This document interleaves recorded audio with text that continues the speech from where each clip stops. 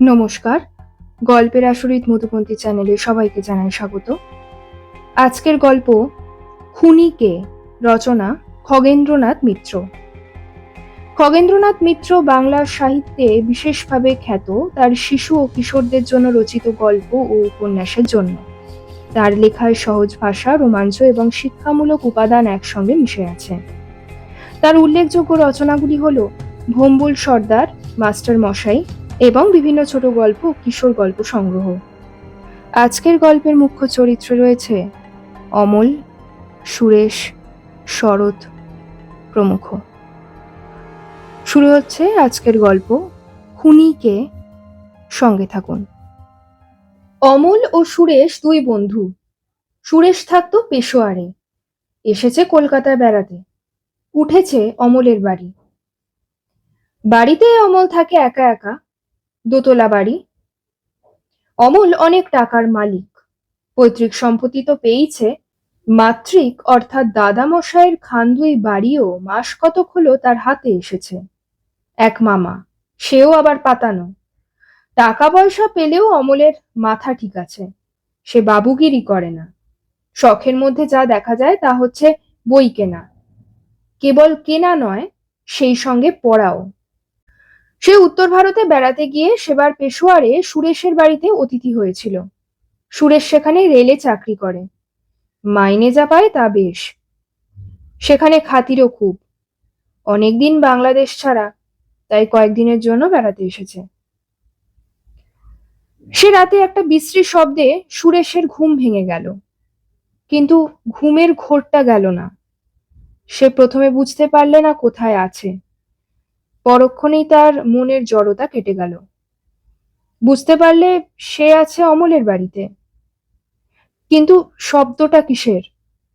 সম্ভবত ঝড়ের। ঝড়েই যেন দরজা জানলার পাল্লা দরাম করে বন্ধ করলে, কিন্তু তারপরও সেই রকম শব্দ হতে লাগলো। শীতকাল, তাই সুরেশের দরজা জানলা বন্ধই ছিল। কিন্তু শীত গ্রীষ্ম সবসময়ই অমলের জানলা খুলে শোবার অভ্যেস। সে বলতো, জানলা বন্ধ করে শুলে আমার দম আটকে যায়। শব্দটা যেন সুরেশেরই ঘরখানার নিচে হচ্ছে। তার ঘরের নিচে আছে অমলের পড়বার ঘর। হয় সে এখনো পড়ছে, অথবা জানলা খুলে রেখেই শুতে গেছে। পড়বার ঘরের পাশেই তার শোবার ঘর। এইসব ভেবে সুরেশ আবার ঘুমোবার চেষ্টা করলে, কিন্তু ঘুম আর এলো না। থেকে থেকে শুধু শব্দই হতে লাগলো। সে উঠে সুইচ টিপে আলো জ্বাললে। ঘড়ি দেখলে রাত 2টো। আবার দরাম করে শব্দ হলো। এরকম শব্দ হতে থাকলে ঘুমোনোই দেয়। সুরেশ বিছানা ছেড়ে উঠল। মোটা আলোয়ানখানা গায়ে, চটিজোড়া পায়ে দিয়ে ধীরে ধীরে সে দরজা খুলে বেরিয়ে গেল। দরজার পাশে সুইচ ছিল। সুইচটা টিপতেই বারান্দাটি আলোকিত হলো। সামনে নিচের সিঁড়ি, সিঁড়ির মাথায় আলো ছিল। সে বারান্দা পার হয়ে সিঁড়ির আলো জ্বেলে সিঁড়ি দিয়ে নিচে নামতেই পরিষ্কার বুঝতে পারলে শব্দটা কোথা থেকে আসছে। সুরেশ ঘরখানার দরজাটা টানতেই খুলে গেল। ঘরে তখনও আলো জ্বলছিল। অমল কি এখনো পড়ছে? না। সামনের দিকে আসতেই তার হাত পা অসাড় হয়ে গেল, আর এক পাও নড়বার শক্তি রইল না। সে দেখলে অমল কার্পেটের ওপর চিত হয়ে হাত দুখানা ছড়িয়ে পড়ে আছে। তার কপালে একটি ক্ষত। সেই ক্ষত থেকে রক্ত বার হয়ে লাল ধারায় কার্পেটে পড়ছে। ক্ষতটি দেখে সুরেশের মনে পড়ল, এরকম ক্ষত হয় রিভলভারের গুলিতে। সে দরজা ধরে দাঁড়িয়ে লক্ষ্য করতে লাগলো, তাহলে সেই অস্ত্রটি কোথায়? কিন্তু এদিক ওদিক তাকিয়ে সে কিছুই দেখতে পেল না। এটা খুন না আত্মহত্যা? আত্মহত্যা হলে তো অস্ত্রটা কাছেই থাকবে, খুন হলে খুনি সেটা নিয়ে গেছে। কিন্তু সুরেশ সাহসে ভর করে এগিয়ে গিয়ে অমলের পাশে হাঁটু গেড়ে বসল। সেই সময় অমল একবার চোখ মেলে তাকালো এবং তার চোখ দুখানি কেঁপে উঠল। সে যেন কি ফিসফিস করে বললে। সুরেশ তার দিকে চুঁকে জিজ্ঞেস করলে, অমল, এ কি? কে করলে এ কাজ? অমল অতি কষ্টে ফিসফিস করে বললে, সুরেশ, সে আমাকে খুন করেছে। পুলিশকে বলল যে। ঠিক সেই সময় জানলায় এত জোরে শব্দ হলো যে অমলের ক্ষীণ কণ্ঠস্বর ডুবে গেল।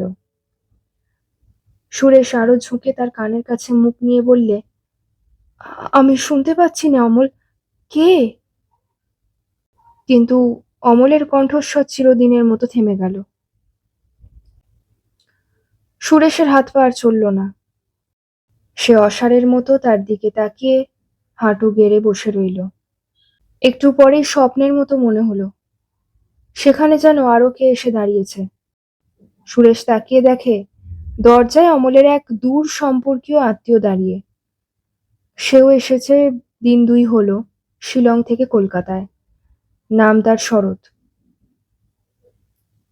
শরৎ বলিষ্ঠ, দীর্ঘকায় পুরুষ। সে জিজ্ঞেস করলে, কি হয়েছে সুরেশবাবু? অমলকে কেউ খুন করেছে। আপনি নিচে ওর সরকারকে গিয়ে জানান। আমি ততক্ষণ এখানেই থাকবো। শরৎ তাড়াতাড়ি বেরিয়ে গেল। সে শুয়েছিল সুরেশের পাশের ঘরে। শরৎ ঘর থেকে বেরিয়ে যেতেই সুরেশ জানলাটা বন্ধ করে দিল। টেবিলের ওপর টেলিফোন ছিল। রিসিভারটা তুলে নিয়ে পুলিশকে আসবার জন্য থানায় ফোন করলে। একজন ডাক্তারকেও সঙ্গে আনতে বললে। পুলিশ যখন এলো তখন হল ঘরে বাড়িরই কয়েকজন জমা হয়েছে। সব ঘরেই আলো জ্বলছে। এমনকি বাড়ির চারধারে যে বাগানখানা ছিল সেখানেও আলো জ্বলছিল। ডাক্তারকে নিয়ে পুলিশ তাড়াতাড়ি অমলের পড়বার ঘরে গিয়ে ঢুকলো। ডাক্তার অমলকে পরীক্ষা করে গম্ভীরভাবে মাথা নাড়লেন। বললেন, বারুদের দাগ নেই, পিস্তলটাকেও দেখা যাচ্ছে না। এ তো পরিষ্কার দেখা যাচ্ছে খুন। তবে বেশিক্ষণ আগে হয়নি। মিনিট 20 কি বড়জোর আধ ঘন্টা আগে হবে। দরজার কাছে যারা ঘোরাঘুরি করছিল দারোগাবাবু তাদের লক্ষ্য করে বললেন, সকলের আগে কে দেখেছেন? সুরেশ সভয়ে গলা পরিষ্কার করে বললে, আমি যখন আসি তখন ওর নিঃশ্বাস পড়ছিল। কে খুন করেছে ও আমাকে বলবার চেষ্টা করছিল কিন্তু পারেনি। তার আগে কি হয়েছিল? জানি না, কেবল ঝড়ে ওই জানলাটা জোরে জোরে বন্ধ হচ্ছিল। সেই শব্দেই আমার ঘুম ভেঙে যায়। তারপরও শব্দের জন্য আর ঘুমোতে পারিনি, তাই নিচে নেমে এসেছিলাম। কাউকে তখন দেখেছিলেন?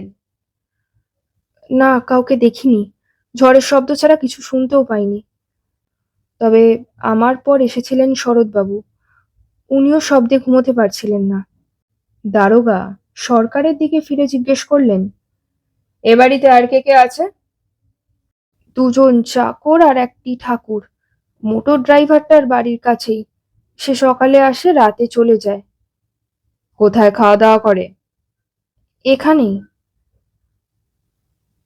বলতে পারেন আপনার বাবু এত রাত অবধি কি করছিলেন? তা জানি না, তবে মাস কয়েক থেকে উনি রাতে ভালো ঘুমোতে পারতেন না।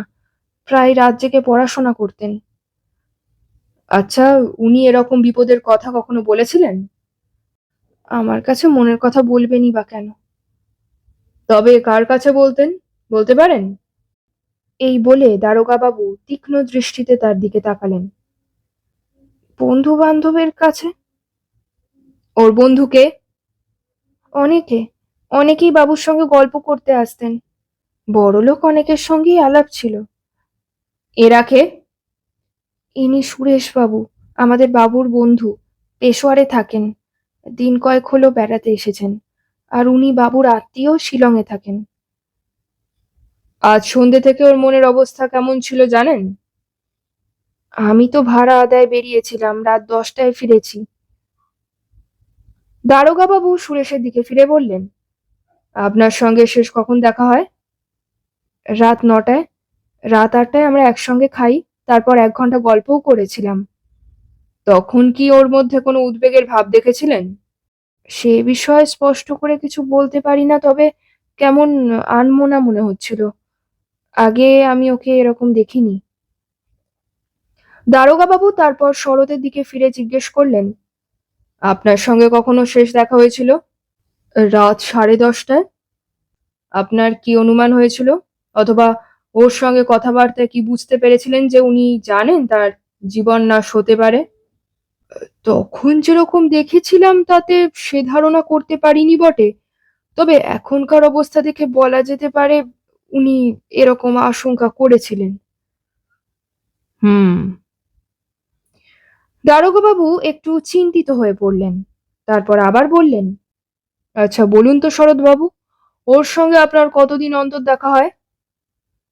ঠিক নেই, মাসে দু একবার তো বটেই। কারবারের কাজে আমাকে প্রায় আসতে হয়।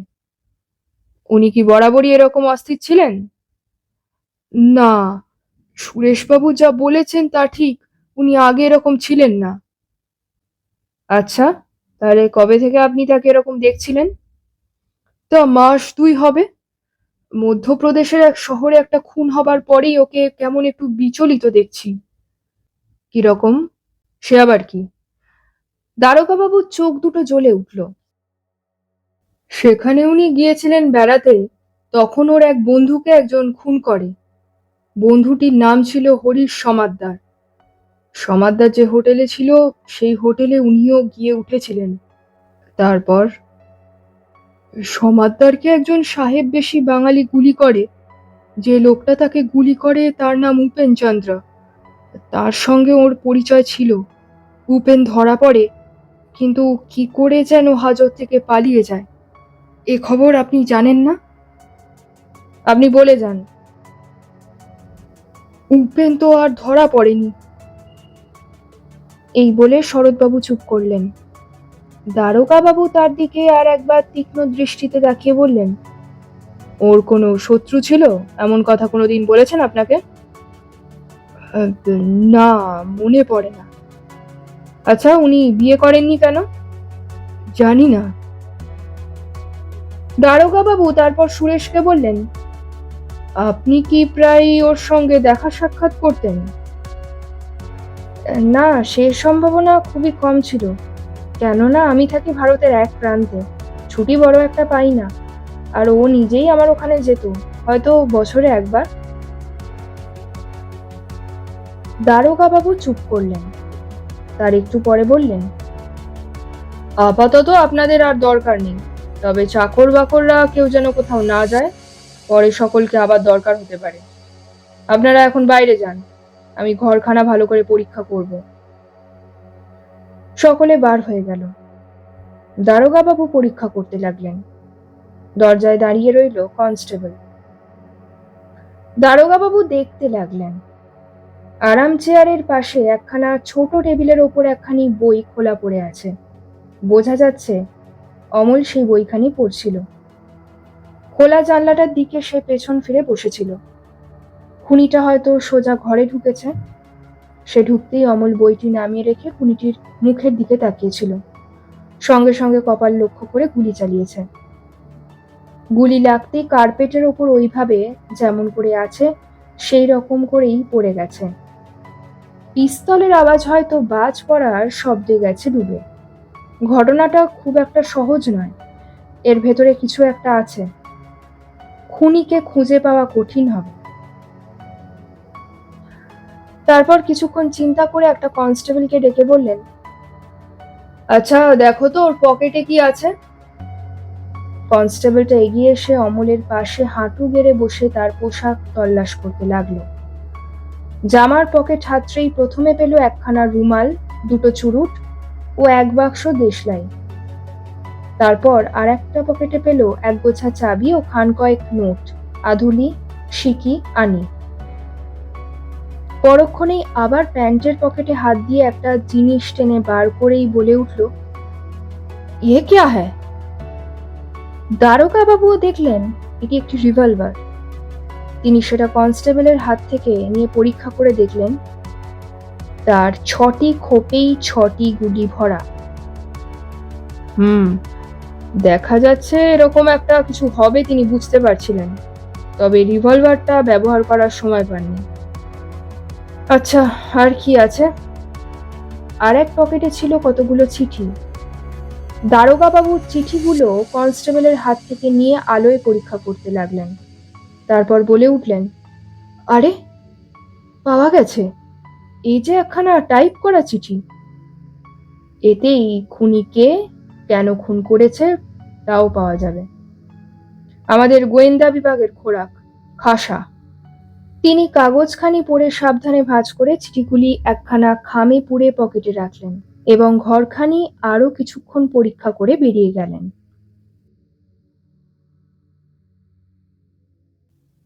বেশ কিছুদিন পর ভোরের দিকে তারা তখন মোটরে ফিরছে। মুখার্জি জিজ্ঞেস করলেন, শরৎই যে খুনি এটা কি করে ধরতে পেরেছিলেন মিস্টার গুপ্ত? আপনার কথার উত্তর দেবার আগে একটা কাজের ফয়সালা করা যাক। চন্দ্রের কি হবে? আপনি নিশ্চয়ই তার বিরুদ্ধে আর মামলা চালাবেন না? না, শরৎ রায় সে পদ বন্ধ করে দিল। মিস্টার শুক্লাও বোধহয় আর এগোবেন না। এগোবার উপায় নেই। গুপ্ত বললে, মিস্টার মুখার্জি, এবার আপনার প্রশ্নের উত্তর দিই। যখন খবর পাই শরৎ রায়কে কে গুলি করেছে তখনই আমার সন্দেহ হয় এটা ওর সাজানো। ওর জামার হাতায় যে লোকটা গুলি করেছিল সে ওর ওই অলি মোহাম্মদ। আপনি জানেন না, কিন্তু আমি ওর ঘর থেকে রায়ের পিস্তলটা সরিয়েছি, তাতে গুলি চালাবার চিহ্ন আছে। কি বলছেন? আজই আপনাকে দেখাবো। আর ওর সেই ড্রাইভারটাও সরে পড়েছে আপনার সহকারীর চোখে ধুলো দিয়ে। শরৎ রায় যে মাকড়সা এটা আমি আবিষ্কার করি তখনই, আর ওর ওপর আমার কড়া নজর ছিল। ও থানায় খবর দিয়ে গাড়ি ছেড়ে দিয়েছিল সত্যি, কিন্তু যেখানে এসেছিল সেখান থেকে আমারই লোক টেলিফোন করেছিল। সে ছিল ওর পিছু পিছু। লোকটা ছিল ভারী চালাক, কতবার আমার চোখে ধুলো দিয়েছে। যাক, আজ একটু শান্তিতে ঘুমোতে পারবো। এখনো নয়, আগে বড় কর্তার কাছ থেকে চন্দ্র সম্বন্ধে অভয় নিতে হবে, তারপর। শুক্লা বললে, আমার মনে শান্তি এসেছে, এবার হালকা মনে দেশে ফিরে যেতে পারি। আমার রবিবারে পার্টিতে যোগ দেবার পর যাবেন, তার আগে নয়। শুক্লা হাসতে হাসতে বললেন, আচ্ছা।